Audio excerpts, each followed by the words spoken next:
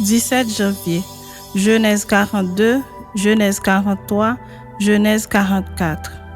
Jacob, voyant qu'il y avait du blé en Égypte, dit à ses fils, « Pourquoi vous regardez-vous les uns les autres ?» Il dit, « Voici, j'apprends qu'il y a du blé en Égypte. Descendez-y pour nous en acheter là, afin que nous vivions et que nous ne mourions pas. » 10 frères de Joseph descendirent en Égypte pour acheter du blé. Jacob n'envoya point avec eux Benjamin, frère de Joseph, dans la crainte qu'il ne lui arrivât quelque malheur. Les fils d'Israël vinrent pour acheter du blé au milieu de ceux qui venaient aussi, car la famine était dans le pays de Canaan. Joseph commandait dans le pays, c'est lui qui vendait du blé à tout le peuple du pays. Les frères de Joseph vinrent et se prosternèrent devant lui, la face contre terre. Joseph vit ses frères et les reconnut, mais il feignit d'être un étranger pour eux. Il leur parla durement et leur dit, « D'où venez-vous » Ils répondirent, « Du pays de Canaan pour acheter des vivres. » Joseph reconnut ses frères, mais eux ne le reconnurent pas. Joseph se souvint des songes qu'il avait eus à leur sujet et il leur dit, « Vous êtes des espions? C'est pour observer les lieux faibles du pays que vous êtes venus? » Ils lui répondirent, « Non, mon Seigneur, tes serviteurs sont venus pour acheter du blé. Nous sommes tous fils d'un même homme. Nous sommes sincères. Tes serviteurs ne sont pas des espions. » Il leur dit, « Nullement, c'est pour observer les lieux faibles du pays que vous êtes venus. » Ils répondirent, « Nous, tes serviteurs, sommes 12 frères, fils d'un même homme au pays de Canaan. Et voici, le plus jeune est aujourd'hui avec notre père, et il y en a un qui n'est plus. » Joseph leur dit, « Je viens de vous le dire, vous êtes des espions. Voici comment vous serez éprouvés. Par l'avis de Pharaon, vous ne sortirez point d'ici que votre jeune frère ne soit venu. Envoyez l'un de vous pour chercher votre frère et vous restez prisonniers. Vos paroles seront éprouvées et je saurai si la vérité est chez vous, sinon par l'avis de Pharaon, vous êtes des espions. » Et il les mit ensemble 3 jours en prison. Le 3e jour, Joseph leur dit, « Faites ceci et vous vivrez. Je crains Dieu. Si vous êtes sincères, que l'un de vos frères reste enfermé dans votre prison, et vous partez, emportez du blé pour nourrir vos familles, et amenez-moi votre jeune frère, afin que vos paroles soient éprouvées et que vous ne mouriez point. » Et ils firent ainsi. Ils se dirent alors l'un à l'autre, « Oui, nous avons été coupables envers notre frère, car nous avons vu l'angoisse de son âme, quand il nous demandait grâce, et nous ne l'avons point écouté. C'est pour cela que cette affliction nous arrive. » Ruben, prenant la parole, leur dit, « Ne vous disais-je pas, ne commettez point un crime envers cet enfant, mais vous n'avez point écouté, et voici, son sang est redemandé. » Ils ne savaient pas que Joseph comprenait, car il se servait avec eux d'un interprète. Il s'éloigna d'eux pour pleurer. Il revint et leur parla. Puis il prit parmi eux Siméon et le fit enchaîner sous leurs yeux. Joseph ordonna qu'on remplît de blé leurs sacs, qu'on remît l'argent de chacun dans son sac et qu'on leur donna des provisions pour la route, et l'on fit ainsi. Ils chargèrent le blé sur leur âne et partirent.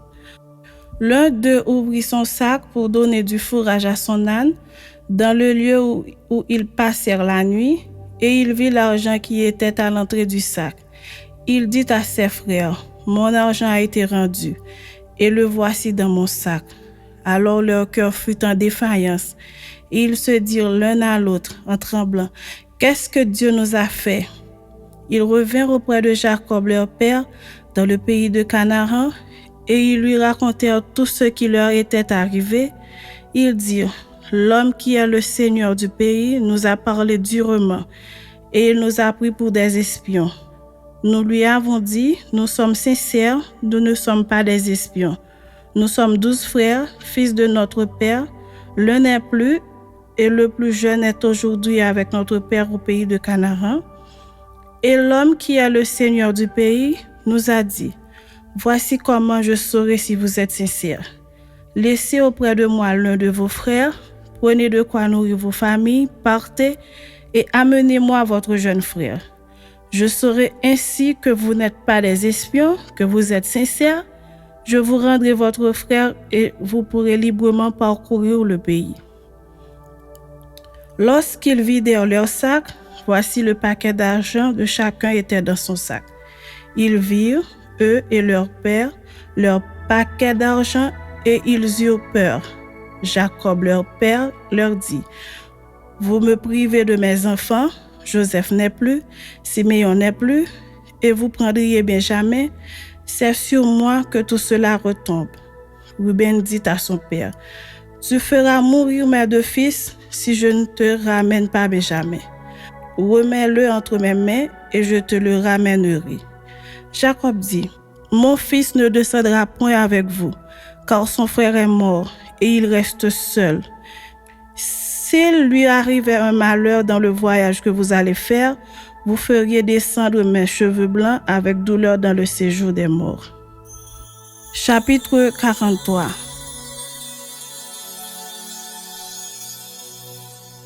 La famine s'appesantissait sur le pays. Quand ils eurent fini de manger le blé qu'ils avaient apporté d'Égypte, Jacob dit à ses fils, « Retournez, achetez-nous un peu de vivres. » Judas lui répondit, « Cet homme nous a fait cette déclaration formelle. Vous ne verrez pas ma face à moins que votre frère ne soit avec vous. Si donc tu veux envoyer notre frère avec nous, nous descendrons et nous t'achèterons des vivres. Mais si tu ne veux pas l'envoyer, nous ne descendrons point. Car cet homme nous a dit, vous ne verrez pas ma face à moins que votre frère ne soit avec vous. » Israël dit alors, « Pourquoi avez-vous mal agi à mon égard en disant à cet homme que vous aviez encore un frère? » Ils répondirent, « Cet homme nous a interrogés sur nous et sur notre famille, en disant, « Votre père vit-il encore? Avez-vous un frère? » Et nous avons répondu à ces questions. Pouvions-nous savoir qu'il dirait, « Faites descendre votre frère » ? Judas dit à Israël, son père, « Laisse venir l'enfant avec moi, afin que nous nous levions et que nous partions et nous vivrons et ne mourrons pas, nous, toi et nos enfants. » Je réponds de lui, « Tu le redemanderas de ma main, si je ne le ramène pas auprès de toi et si je ne le remets pas devant ta face, je serai pour toujours coupable envers toi. Car si nous ne s'y ont pas tardé, nous serions maintenant 2 fois de retour. » Israël, leur père, leur dit, « Pour qu'il le faut, faites ceci. Prenez donc vos sacs des meilleures productions du pays pour apporter un présent à cet homme, un peu de baume et un peu de miel, des aromates, de la myrrhe, des pistaches et des amandes. Prenez avec vous de l'argent au double et remportez l'argent qu'on avait mis à l'entrée de vos sacs. Peut-être était-ce une erreur. Prenez votre frère et levez-vous, retournez vers cet homme.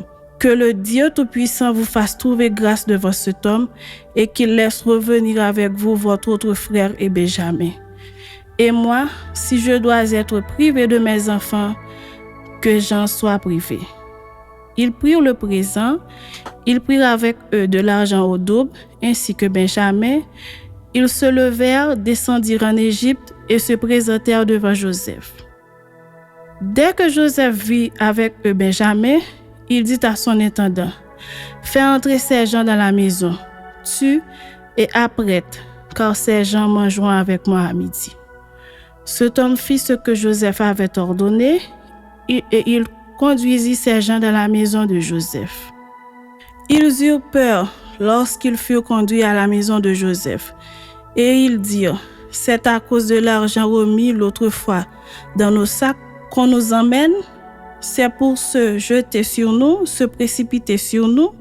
C'est pour nous prendre comme esclaves et s'emparer de nos ânes. » Ils s'approchèrent de l'intendant de la maison de Joseph et lui adressèrent la parole à l'entrée de la maison. Ils dirent, « Pardon, mon Seigneur, nous sommes déjà descendus une fois pour acheter des vivres. Puis, quand nous arrivâmes, au lieu où nous devions passer la nuit, nous avons ouvert nos sacs et voici l'argent de chacun était à l'entrée de son sac. Notre argent selon son poids, nous le rapportons avec nous. Nous avons aussi apporté d'autres argent pour acheter des vivres. Nous ne savons pas qui avait mis notre argent dans nos sacs. » L'intendant répondit, « Que la paix soit avec vous. Ne craignez rien, c'est votre Dieu, le Dieu de votre Père, qui vous a donné un trésor dans vos sacs. Votre argent m'est parvenu, et il leur amena 6 millions. » Cet homme les fit entrer dans la maison de Joseph. Il leur donna de l'eau et ils se lavèrent les pieds. Il donna aussi du fourrage à leurs ânes. Ils préparèrent leurs présents en attendant que Joseph vienne à midi, car on les avait informés qu'il mangerait chez lui. Quand Joseph fut arrivé à la maison, il lui offrit le présent qu'ils avaient apporté et ils se prosternèrent en terre devant lui. Il leur demanda comment ils se portaient et il dit, « Votre vieux père dont vous avez parlé, est-il en bonne santé? Vit-il encore? » Il répondit, « Ton serviteur, notre père, est en bonne santé, il vit encore. » Et ils s'inclinèrent et se prosternèrent. Joseph leva les yeux et jetant un regard sur Benjamin, son frère, fils de sa mère, il dit, « Est-ce là votre jeune frère dont vous m'avez parlé? » Et il ajouta, « Dieu te fasse miséricorde, mon fils. » Ses entrailles étaient émues pour son frère et il avait besoin de pleurer. Il entra précipitamment dans une chambre et il y pleura. Après s'être lavé le visage, il en sortit et faisant des efforts pour se contenir, il dit, « Servez à manger. » On servit Joseph à part et ses frères à part. Les Égyptiens qui mangeaient avec lui furent aussi servis à part, car les Égyptiens ne pouvaient pas manger avec les Hébreux parce que c'est à leurs yeux une abomination. Les frères de Joseph s'assirent en sa présence, le premier-né selon son droit d'aînesse et le plus jeune selon son âge. Et ils se regardaient les uns les autres avec étonnement. Joseph leur fit porter des mets qui étaient devant lui, et Benjamin en eut 5 fois plus que les autres. Ils burent et s'égayèrent avec lui. Chapitre 44.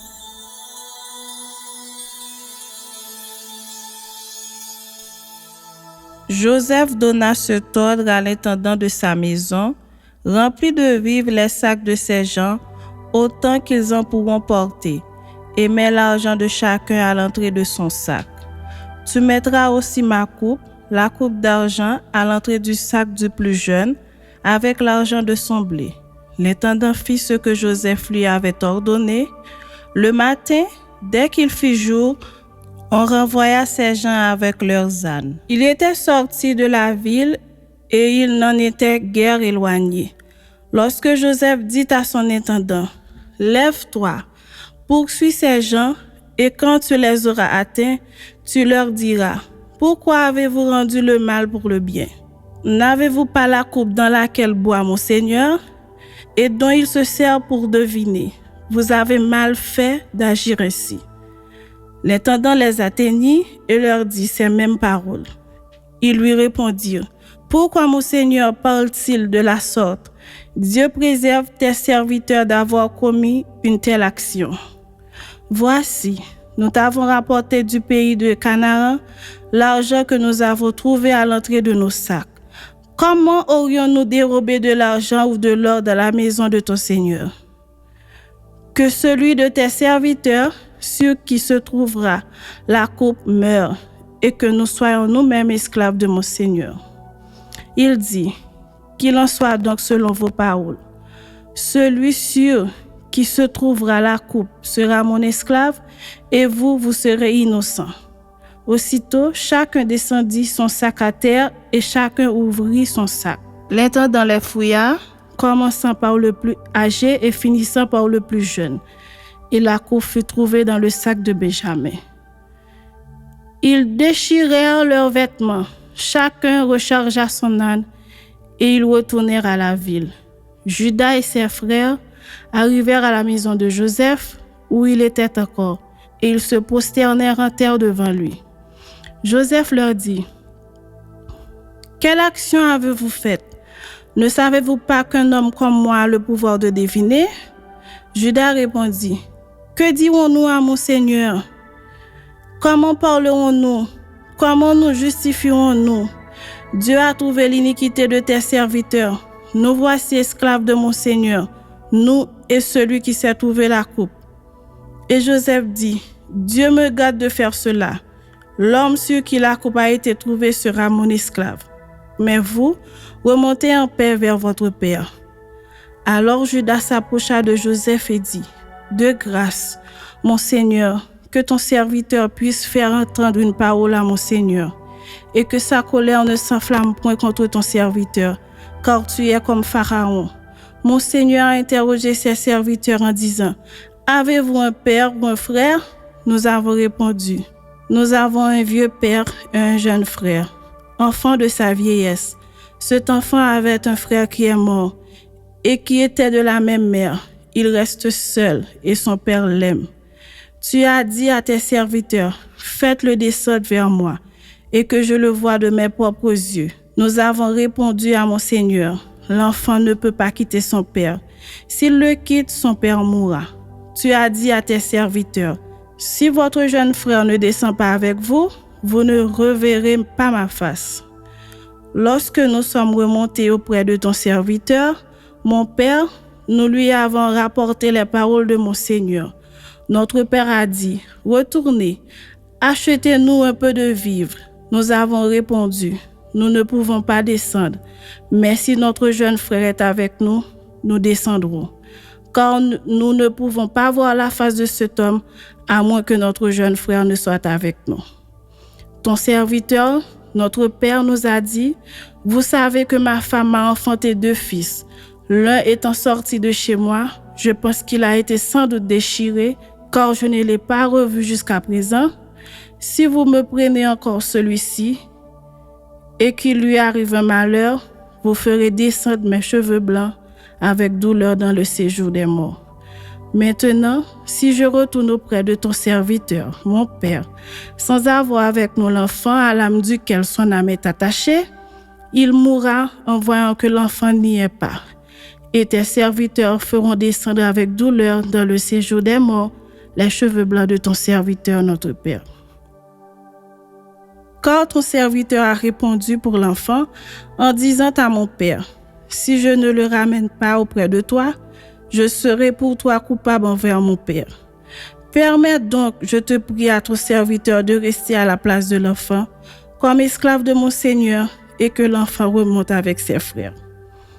Comment pourrais-je remonter vers mon père si l'enfant n'est pas avec moi? À que je ne vois point l'affliction de mon père.